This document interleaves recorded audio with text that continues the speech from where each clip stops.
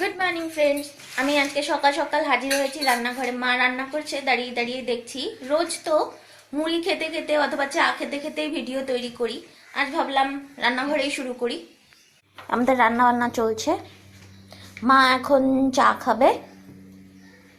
আজকে তৈরি হবে আলু ফুলকপি মটর দিয়ে আর মাছ। এখন আমি যাচ্ছি বড় মাঠের ওইদিকে, ফুল আনবো আর সন্দেশ আনবো।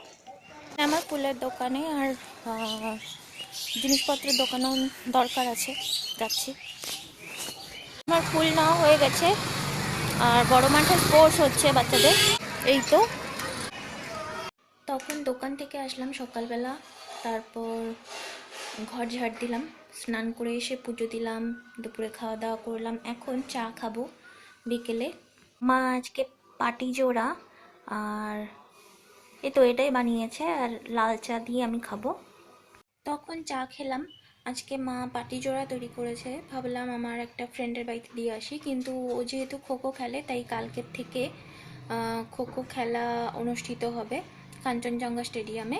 তাই সেটার জন্য প্র্যাকটিস করছে। ও বললো যে আজকে মানে না গেলেই ভালো হয়, তাই আর গেলাম না। আজকে শিলিগুড়িতে খুবই ঠান্ডা পড়েছে, একদম আকাশ মেঘলা হয়ে আছে। আজকে আর ভিডিও বেশি বাড়াতে ইচ্ছে করছে না, খুবই ঠান্ডা লাগছে।